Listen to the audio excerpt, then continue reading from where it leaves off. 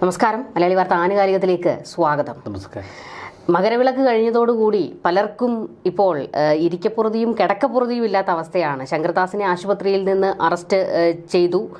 അതുപോലെ തന്നെ ഇപ്പോൾ PS പ്രശാന്തിലേക്ക് വീണ്ടും നോട്ടീസ് കൊടുത്തിരിക്കുകയാണ്. ചോദ്യം ചെയ്യലിന് ഹാജരാകാൻ നോട്ടീസ് കൊടുത്തു. നമ്മൾ മുൻപൊക്കെ കണ്ടതാണ്. രണ്ടാമത് എല്ലാവരെയും ചോദ്യം ചെയ്യലിന് നോട്ടീസ് കൊടുത്ത് വിളിപ്പിക്കുന്നു, പിന്നീട് അറസ്റ്റ് രേഖപ്പെടുത്തുന്നതാണ് കണ്ടത്. അങ്ങനെ ഇപ്പോൾ ഈ മുൻ ദേവസ്വം പ്രസിഡന്റ് കൂടി അകത്താകുന്ന ഒരു സ്ഥിതിവിശേഷമാണ് ഇപ്പോൾ ഉണ്ടായിരിക്കുന്നത്. ശങ്കർദാസിൻ്റെ അറസ്റ്റ് കഴിഞ്ഞതോടുകൂടി ഇപ്പോൾ CPIയിൽ നിന്നൊരു പ്രതികരണം വന്നിട്ടുണ്ട്. ഉടനെ അദ്ദേഹത്തെ പുറത്താക്കില്ല, ഇപ്പോൾ വേണ്ടത് ഒരു മാനുഷിക പരിഗണനയാണ്, അദ്ദേഹം അവശനിലയിലാണ് എന്നൊക്കെയുള്ള CPIയുടെ പ്രതികരണം. CPM ഇതേ നിലപാട് തന്നെയാണ് സ്വീകരിക്കുന്നത്. വാസുവിനെയും പത്മകുമാറിനെയും ഒക്കെ ഇപ്പോഴും ചേർത്ത് പിടിക്കുന്ന നിലപാട്. ഇനിയിപ്പോൾ എന്താണ്, ശബരിമലയിൽ നിർണായക ഘട്ടത്തിലേക്ക് കടക്കുകയാണോ അന്വേഷണം? ഈ കഴിഞ്ഞ ദിവസം കൊല്ലം കോടതിയിൽ ഒരു ഫോട്ടോ ശങ്കർദാസിൻ്റെ അഭിഭാഷകന് കാണിച്ചു. അത് പിന്നീട് മാധ്യമങ്ങൾക്ക് അവർ കൊടുത്തു. അബോധാവസ്ഥയിൽ വാ പൊളിച്ച് മുകളിലേക്ക് നോക്കിക്കിടക്കുന്ന ഒരു വയോവൃദ്ധൻ, അയാളുടെ കയ്യിലും കാലിലുമൊക്കെ സൂചി കുത്തി വലിയ പരിതാപകരമായ അവസ്ഥയിൽ ആശുപത്രിയിൽ കിടക്കുകയാണ്.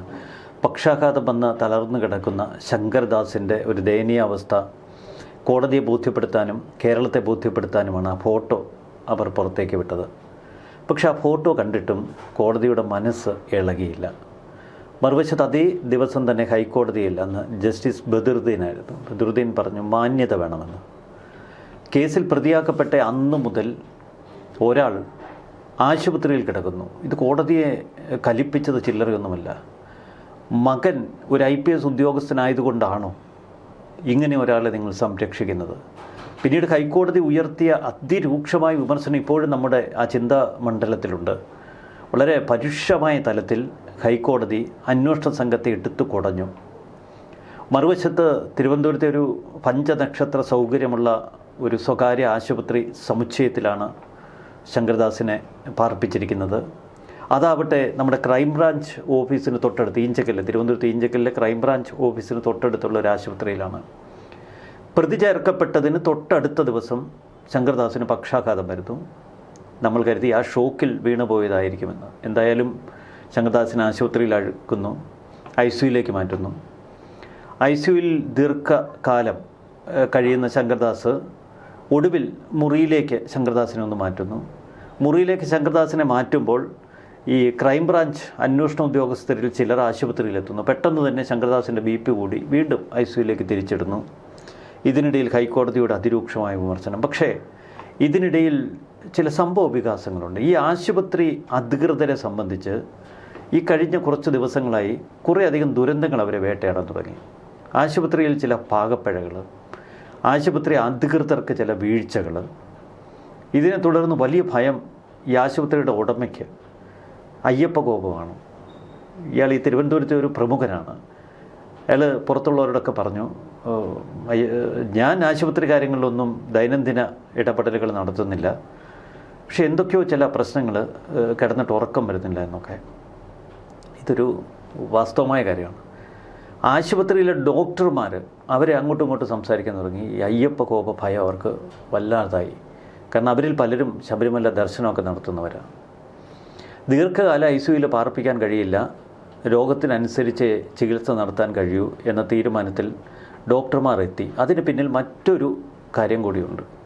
കൊല്ലം കോടതി ഈ കേസ് പരിഗണിച്ചപ്പോൾ കൊല്ലം കോടതി മറ്റൊരു മെഡിക്കൽ ബോർഡിനെ ഏർപ്പെടുത്തുന്നതിനെക്കുറിച്ച് അന്ന് ആരാഞ്ഞിരുന്നു. ഈ രോഗിയുടെ ഇപ്പോഴത്തെ രോഗാവസ്ഥയെക്കുറിച്ച് വിശദമായ ഒരു റിപ്പോർട്ട് ഡോക്ടർമാരുടെ സംഘം നൽകണമെന്നും കൊല്ലം കോടതി പറഞ്ഞു. ഹൈക്കോടതിയും സമാനമായ ഒരു നിരീക്ഷണം നടത്തി. കേരളത്തിന് പുറത്തുള്ള ഒരു മെഡിക്കൽ സംഘത്തെ ഈ രോഗിയുടെ രോഗാവസ്ഥയെക്കുറിച്ച് പരിശോധിക്കാൻ ഏർപ്പാടാക്കണമോ എന്ന ഒരു സംശയം. ഇതോടെ ഈ ആശുപത്രിയിലെ ഡോക്ടർമാരുടെ സംഘവും പരിഭ്രാന്തിയിലായി. കാരണം പുറത്തുനിന്നൊരു മെഡിക്കൽ സംഘം വരുന്നു, CBI പോലെ ഏതെങ്കിലും ഒരു ഏജൻസി പെട്ടെന്ന് ഈ കേസന്വേഷണം ഏറ്റെടുത്താൽ ഇത്രകാലം ഈ രോഗിയെ പാർപ്പിച്ചതിൻ്റെ മുഴുവൻ രേഖകളും കൈമാറേണ്ടി വരും.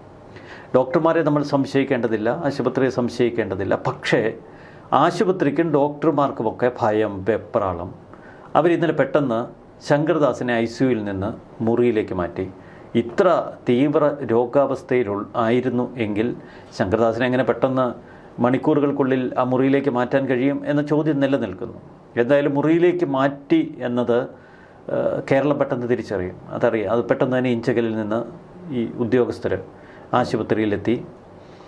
അങ്ങനെ ഇതുവരെ കേരളം ഉറ്റുനോക്കിയിരുന്ന ശങ്കർദാസിൻ്റെ അറസ്റ്റ് അവർ രേഖപ്പെടുത്തി. വിവരം കൊല്ലം കോടതിയെ അറിയിച്ചു. കൊല്ലം മജിസ്ട്രേറ്റ് തുടർ നടപടികൾക്കായി പെട്ടെന്ന് തന്നെ ആശുപത്രിയിലെത്തി. ബാക്കി കാര്യങ്ങളൊക്കെ നടപടിക്രമങ്ങളൊക്കെ പൂർത്തിയാക്കി. ശങ്കർദാസ് അറസ്റ്റിൽ. പക്ഷേ ഇവിടെ ശങ്കർദാസ് അറസ്റ്റിൽ വീഴുമ്പോൾ മറുവശത്ത് മറ്റൊരു അറസ്റ്റിനുള്ള ഒരുക്കങ്ങൾ SIT തുടങ്ങി.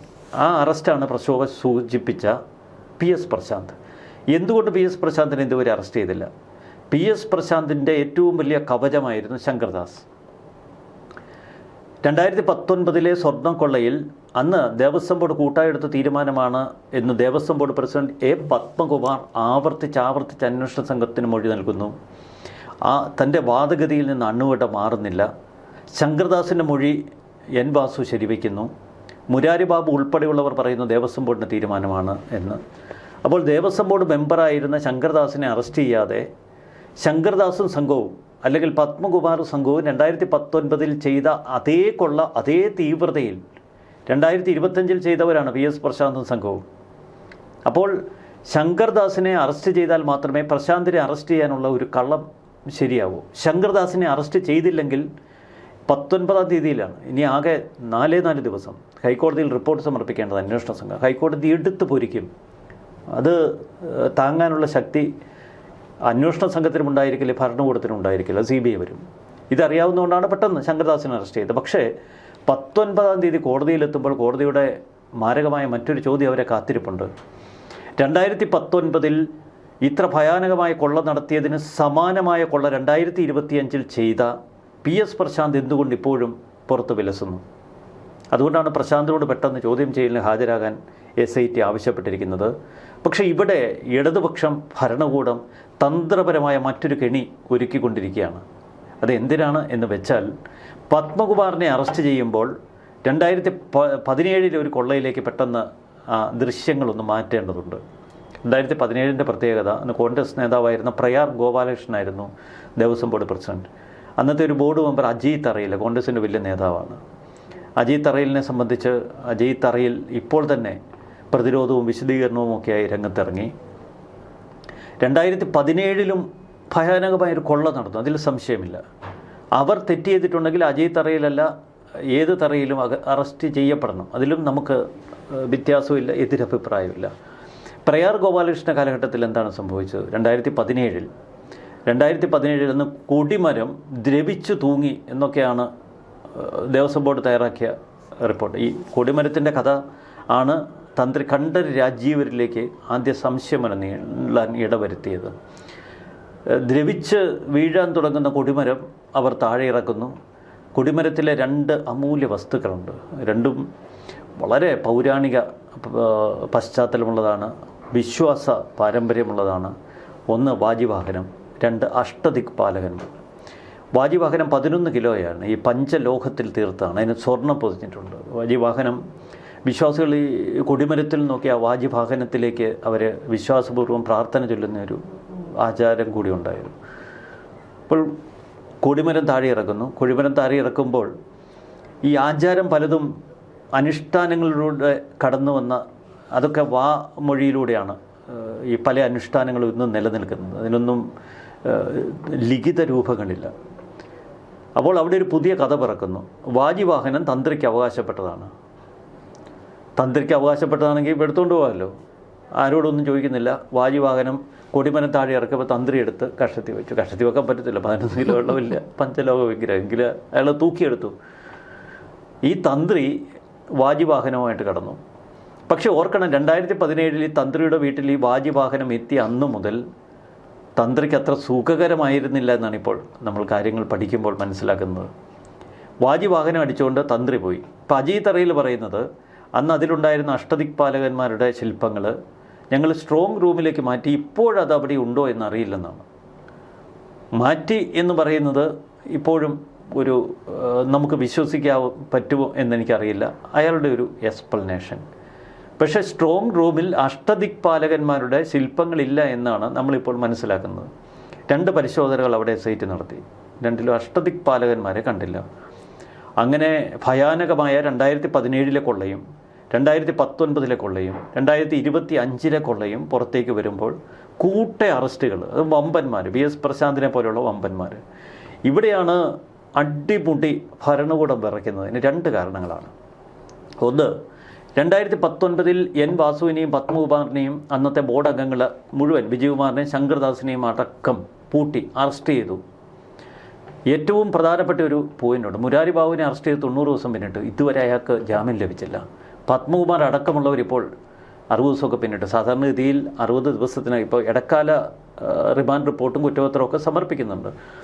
ഫൈനൽ റിപ്പോർട്ട് 60 ദിവസത്തിനും കൊടുത്തില്ലെങ്കിൽ കോടതികൾ സാധാരണ ജാമ്യം അനുവദിക്കുക പതിവ്. ഇവിടെ ഒരൊറ്റ പ്രതിക്ക് പോലും ജാമ്യം എന്ന് പറയുന്ന സ്വപ്നം കാണാൻ കഴിയുന്നില്ല. ശങ്കർദാസ് സുപ്രീം കോടതിയിലേക്ക് ഓടി, അവിടെ നിന്ന് ഓടിച്ചു. ഹൈക്കോടതിയുടെ ഒരു പരാമർശം നീക്കണം എന്നൊരു ലളിത ആവശ്യമാണ് സുപ്രീം കോടതിയുടെ മുന്നിൽ വെച്ചത്. അതെന്തിനാണ് എന്ന് വെച്ചാൽ ആ പരാമർശം ഒന്ന് നീക്കി കിട്ടിയാൽ അതൊരു പിടിവള്ളിയാണ്. പിന്നീട് ജാമ്യാപേക്ഷയുമായി ഒന്നൊന്നായി കോടതികളിലേക്ക് ഓടാം. സുപ്രീം കോടതി ഓടിച്ചു, നേരെ കൊല്ലം വിജിലൻസ് കോടതിയിലേക്ക് പാഞ്ഞു വന്നു. അവിടെയും രക്ഷയില്ല. പിന്നീട് ആകെ രക്ഷ എന്ന് പറയുന്നത് ആശുപത്രിയിൽ ഈ സൂചിയും കുഴലൊക്കെ ഇട്ട് അബോധാവസ്ഥയിൽ വായും പൊളിച്ച് കിടക്കുക എന്നുള്ള ഒറ്റ ഓപ്ഷനേ ഉള്ളൂ. അതാണ് അവിടെ നടന്നത്. പക്ഷെ മറുവശത്തോ 2019 ഈ കൊള്ളയിൽ ഏർപ്പെട്ടിരിക്കുന്ന മുഴുവൻ കക്ഷികളും അകത്തായി. ഇനി ഒരൊറ്റ പോയിന്റിലാണ് സംശയം നിൽക്കുന്നത്. പത്മകുമാർ പറയുന്നു, ദേവസ്വം ബോർഡ് പറയുന്നു ഞങ്ങൾക്ക് കിട്ടിയ നിർദ്ദേശം ഞങ്ങൾ നടപ്പിലാക്കി. പത്മകുമാർ നിർദ്ദേശിച്ചു, ഞങ്ങൾ അംഗീകരിച്ചു, അനുസരിച്ചു. പത്മകുമാർ പറയുന്നു എനിക്ക് സർക്കാരിൽ നിന്നാണ് നിർദ്ദേശം കിട്ടിയത്.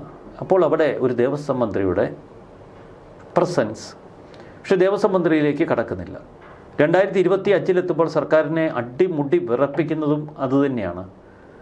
ഏതെങ്കിലും തലത്തിൽ PS പ്രശാന്തിനെ അറസ്റ്റ് ചെയ്താൽ പ്രശാന്ത് പറയുകയാണ്, ഞാൻ സർക്കാരിനോട് ആലോചിച്ചു, ഇപ്പോഴത്തെ ദേവസ്വം മന്ത്രി VN വാസവൻ എനിക്ക് അനുമതി നൽകി എന്ന് പറഞ്ഞാൽ തീർന്നു. ഈ മന്ത്രിസഭ തീർന്നു, ഇടതുപക്ഷം തീർന്നു, അടുത്ത നിയമസഭാ തെരഞ്ഞെടുപ്പ് അഡപടലം തീർന്നു. അപ്പോൾ ഇത് സർക്കാരിനെ സംബന്ധിച്ച് ഏറ്റവും ഒരു സന്നിഗ്ധ ഘട്ടമാണ്. ഇതിനെ ഇതിൻ്റേതായ നിലയിൽ അനലൈസ് ചെയ്യാനോ ഈ കാര്യത്തിൽ ഒരു രാഷ്ട്രീയ നിലപാടെടുക്കാനോ UDF ഭയപ്പെടുന്നു. UDF ഇപ്പോൾ ഭയപ്പെടുന്നത് 2017 കൊള്ളയുടെ പേരിലാണോ എന്ന് ശബരിമല ഭക്തർക്ക് സംശയം ജനിക്കുന്നു. അല്ലെങ്കിൽ അവർ കുറച്ചുകൂടി ഒരു തൻ്റെ ഇടമുള്ള നിലപാടെടുക്കണം. 2025 കൊള്ളയ്ക്ക് പിന്നിൽ പ്രവർത്തിച്ച മുഴുവൻ കുറ്റവാളികളെയും നിയമത്തിന് മുന്നിൽ കൊണ്ടുവരാൻ എന്തുകൊണ്ട് അമാന്തിക്കുന്നു? എന്തുകൊണ്ട് ഇതിനു വേണ്ട ശക്തമായ ഒരു പ്രക്ഷോഭത്തിലേക്ക് UDF തിരിയുന്നില്ല? അവിടെയാണ് 2017 പിണറായി വിജയൻ ഭരിക്കുന്ന കാലഘട്ടമാണ്. പക്ഷേ മുഴുവൻ ശബരിമല ബോർഡ്, ദേവസ്വം ബോർഡിൻ്റെ നിയന്ത്രണമെന്ന് കോൺഗ്രസ് 2016 അധികാരം ഒഴിയുമ്പോൾ ദേവസ്വം ബോർഡിൻ്റെ കാലാവധി തീരുന്നില്ല. പിന്നീട് ആ ദേവസ്വം ബോർഡിൻ്റെ കാലാവധി എത്തുന്നതിന് മുൻപ് ഒരു ഒരു ഓർഡിനൻസിലൂടെയാണ് പിണറായി വിജയൻ ചില കളികളൊക്കെ കളിച്ച് അടുത്ത ഭരണസമിതി ഏർപ്പാട് ചെയ്യുന്നത്. അപ്പോൾ ഇതാണ് ശബരിമല കൊള്ളയുടെ ഒരു പശ്ചാത്തലം. ഇത് നമ്മൾ കാണുന്നത് വലിയ സർക്കാർ തലത്തിലും രാഷ്ട്രീയ തലത്തിലും അന്താരാഷ്ട്ര വിഗ്രഹ മാഫിയ തലത്തിലുമൊക്കെ വമ്പന്മാരുടെ ഇടപെടലുകളാണ്. ഇനി ഈ വമ്പന്മാരെ മാറ്റി നിർത്തിയാൽ ശബരിമലയിലെ 2 ജീവനക്കാരുടെ കളി ഇന്ന് കേട്ടു. ഇതവിടെ സ്ഥിരം നടക്കുന്നതാണ്. ഭണ്ഡാരത്തിൽ വീണ വിദേശ കറൻസിയൊക്കെ വായിലേക്ക് തള്ളിക്കയറ്റി. കാരണം പുറത്തേക്ക് പോകുമ്പോൾ ഇവരെ ദേഹപരിശോധന നടത്തണമെന്നുണ്ട്. ഇപ്പോൾ സാധാരണഗതിയിൽ ദേഹപരിശോധനയിൽ നിന്ന് ഒഴിവാകാൻ പല നമ്പറുകളുണ്ട്.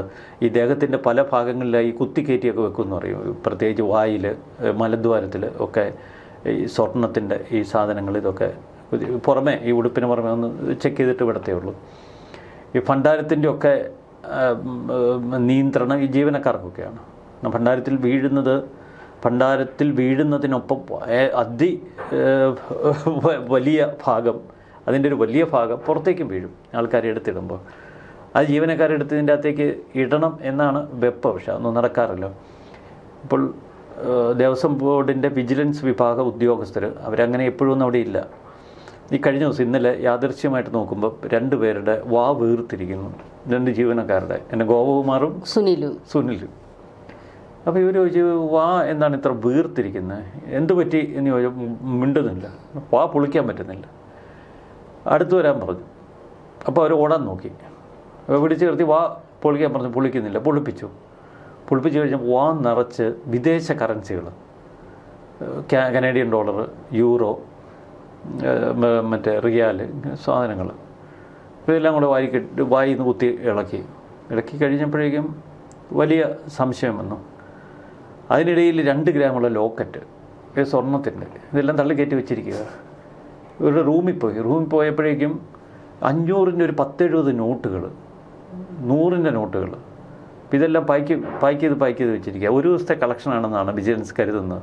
അപ്പോൾ വിജിലൻസ് ഒരു സംശയം, ഈ ജീവനക്കാരെ ഈ ശബരിമല അവരുടെ സന്നിധാനത്തിൻ്റെ അവിടുത്തെ ബാങ്കിൽ നിന്ന് പുറത്തേക്ക് പണം അയക്കുന്ന നടപടി, ഇതൊക്കെ പണം അയക്കുമല്ലോ, അതിൻ്റെ വിശദാംശങ്ങൾ എടുത്തപ്പോൾ ഞെട്ടിപ്പോയി. എല്ലാ ദിവസവും ജീവനക്കാർ സ്വന്തക്കാർക്കും വീട്ടുകാർക്കെല്ലാം പണം അയച്ചു കൊടുത്തുകൊണ്ടിരിക്കുകയാണ്.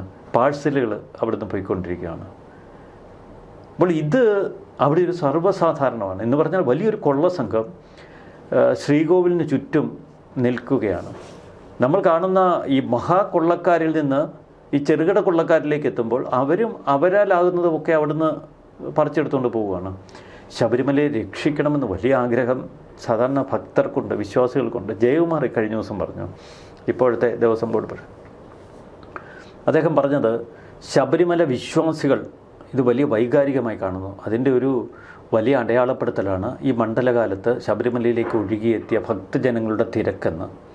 അപ്പോൾ ഭക്തജനങ്ങൾക്ക് അയ്യപ്പനെ സംരക്ഷിക്കണമെന്നുണ്ട്, ഭക്തജനങ്ങൾക്ക് ശ്രീകോവിലിനെ സംരക്ഷിക്കണമെന്നുണ്ട്, ഭക്തജനങ്ങൾക്ക് അവിടെ നടന്ന കൊള്ള അതിനെതിരെ അവർ വൈകാരികമായി പ്രതികരിക്കുന്നുണ്ട്.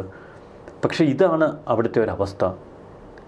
വല്ലാത്ത കാഴ്ചകളാണ് ശബരിമലയിൽ നമ്മൾ കാണുന്നത്. പക്ഷേ നമ്മൾ മനസ്സിലാക്കേണ്ടത് അയ്യപ്പൻ ഉണർന്നു കഴിഞ്ഞു. അതുകൊണ്ടാണ് ആശുപത്രിയിൽ ICUവിൽ നിന്ന് ശങ്കർദാസ് പുറത്തേക്ക് തെറിക്കേണ്ടി വന്നത്. അതുകൊണ്ടാണ് PS പ്രശാന്തിനെ ഇപ്പോൾ ചോദ്യം ചെയ്യുന്ന ഘട്ടത്തിൽ എത്തി നിൽക്കുന്നത്. അതിവമ്പന്മാർ അവരെത്ര സ്ട്രോങ് റൂമിൽ അടച്ചിരുന്നാലും അവരുടെ ആ ഉൾക്കിടിലം, അവരുടെ ചങ്കിൻ്റെ പെടപ്പ് അത് പുറത്തേക്ക് വരുന്നത് അതുകൊണ്ടാണ്. ഏത് ആശുപത്രിയിൽ പോയി ഒളിച്ചാലും രക്ഷയില്ല എന്ന ബോധ്യം ഇവരെയൊക്കെ വലിയ വെപ്രാളത്തിൻ്റെ പക്കലെത്തിക്കും. അതുകൊണ്ടാണ് പത്മകുമാർ ജയിലഴിക്കുള്ളിൽ കിടന്ന് ഇപ്പോൾ മാനസികാസ്വാസ്ഥ്യം കാട്ടുന്നത്. ജയിലഴിക്കുള്ളിൽ കിടക്കുന്ന N വാസു, അയാൾ വലിയ ആഡംബരപ്രിയനായിരുന്നു. അയാൾ എപ്പോഴും 5 സ്റ്റാർ ഹോട്ടലുകളിലാണ്. ഇപ്പോൾ ഡൽഹി പോയാലും ഇവിടെ എല്ലാം 5 സ്റ്റാർ ഹോട്ടലുകളിൽ ജീവിക്കാൻ ആഗ്രഹിച്ച ഒരു വല്ലാത്ത കഥാപാത്രമായ N വാസുവിനെ പോലെയുള്ളവർ ഒരു കിടക്കയ്ക്ക് വേണ്ടി യാചിക്കുകയാണ്. ഒരു കട്ടിലും കിടക്കുകയും, അതാണ് ഇന്ന് ജീവിതത്തിലെ ഏറ്റവും വലിയ ആഗ്രഹം. അത് നഷ്ടപ്പെടരുത്. ഒരു കട്ടിലിനും കിടക്കയ്ക്കും വേണ്ടി വലിയ വമ്പന്മാരെ ഒറ്റുകൊടുക്കാതെ അയാൾ പിടിച്ചു നിൽക്കുകയാണ്. അയാൾക്ക് എത്ര കാലം പിടിച്ചു നിൽക്കാൻ പറ്റും? അയാളുടെ ഇന്നത്തെ ആവശ്യം ഇതൊക്കെയാണ്. ഒരു കട്ടിൽ, സ്വന്തമായിട്ടൊരു ഗ്ലാസ്, ജയിലിൽ മറ്റുള്ളവർക്ക് കൊടുക്കുന്ന സ്റ്റീൽ ഗ്ലാസ് ഒന്ന് ഒഴിവാക്കി കിട്ടണം. അപ്പോൾ അയാൾക്കിന്ന് വളരെ പരിമിതമായ ആവശ്യങ്ങളേ ഉള്ളൂ. പത്തനംതിട്ട ജില്ല തൻ്റെ ഉള്ളം കൈയിൽ വെച്ച് അർമാദിച്ച പത്മകുമാറിൻ്റെ അവസ്ഥയൊന്നോർത്തേ. അയാൾ ഒരുപക്ഷെ ഇന്ന് അധികാരികൾക്ക് മുന്നിൽ അല്ലെങ്കിൽ CPM എന്ന നേതൃത്വത്തിന് മുന്നിൽ യാചിക്കുന്നത് ഒരു കൊച്ചു കിടക്കയും ഒരു ചൗക്കാളവും അതിനുവേണ്ടിയായിരിക്കാം.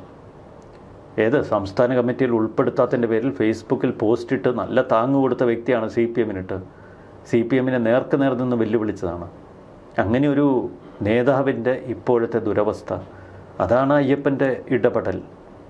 ഇവിടെ എന്തുകൊണ്ട് പത്മകുമാറിനെതിരെ നടപടിയെടുക്കുന്നില്ല? പത്മകുമാറിനെതിരെ നടപടിയെടുക്കാതെ ഇങ്ങനെ CPM മാറി നിൽക്കുന്നത് ഈ നിയമസഭാ തെരഞ്ഞെടുപ്പിൽ തിരിച്ചടി ഉണ്ടാക്കുമെന്ന് പറഞ്ഞ അതേ CPI തന്നെയാണ്. ഇന്നിപ്പോൾ ഈ പറയുന്ന ശങ്കർദാസിൻ്റെ അറസ്റ്റ് കഴിഞ്ഞപ്പോൾ CPIയുടെ സംസ്ഥാന സെക്രട്ടറി പറയുകയാണ്, ഇപ്പോൾ ഉടനെ ശങ്കർദാസിനെതിരെ നടപടിയെടുക്കുന്ന ഒരു നീക്കത്തിലേക്ക് പോകുന്നില്ല. ഇപ്പോൾ വേണ്ടത് കേസിൻ്റെ നടപടികൾ മുൻപോട്ട് പോകട്ടെ, തെറ്റുകാരനാണെങ്കിൽ ഞങ്ങൾ മാറ്റി നിർത്തും. പക്ഷേ ഇപ്പോൾ അദ്ദേഹത്തിന് വേണ്ടത് ഒരു മാനുഷിക പരിഗണനയാണ്. ഇവിടുത്തെ നിയമ സംവിധാനം കൊടുക്കാത്ത മാനുഷിക പരിഗണന, ഇവിടുത്തെ അയ്യപ്പനെ കൊള്ളയടിച്ച ഈ കൂട്ടരുടെയൊക്കെ കൂട്ടത്തിൽ ഉൾപ്പെട്ട ഒരാൾക്ക് ഇവിടുത്തെ വിശ്വാസികൾ എന്തിനാണ് അങ്ങനെ ഒരു മാനുഷിക പരിഗണന കൊടുക്കുന്നത്? ഈ നിയമസഭാ തെരഞ്ഞെടുപ്പിൽ CPIയെയും വേട്ടയാടാൻ പോകുന്നത് ഇത് തന്നെയായിരിക്കില്ലേ?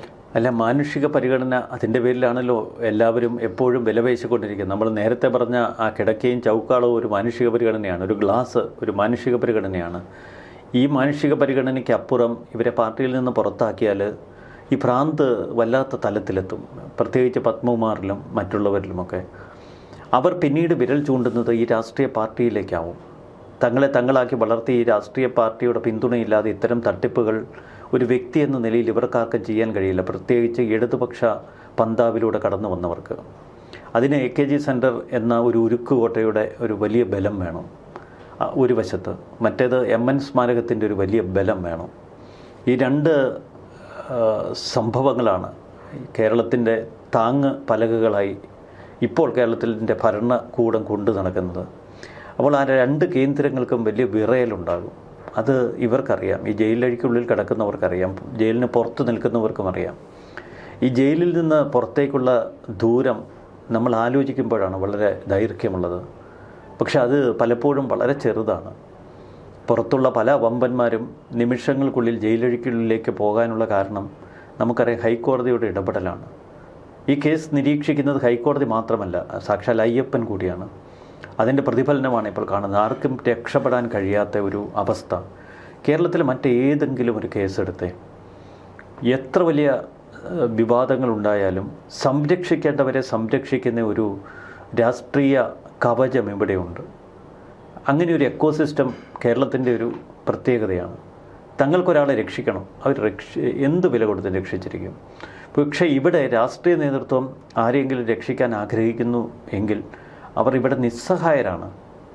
ശബരിമല സ്വർണ്ണക്കൊള്ളയിലെ ഏതെങ്കിലും ഒരു പ്രതിക്ക് എന്തെങ്കിലും ഒരു അനുഭാവപൂർവ്വം ഒരു പ്രതികരണം നടത്താൻ പോലും ആളുകൾ ഭയക്കുകയാണ്. അതൊക്കെ സാക്ഷാൽ അയ്യപ്പൻ ഈ കേസ് നിരീക്ഷിക്കുന്നതുകൊണ്ടാണ്. ജസ്റ്റിസ് ബദറുദ്ദീൻ്റെ വാക്കുകൾ, അത് അയ്യപ്പൻ്റെ വാക്കുകളാണ്.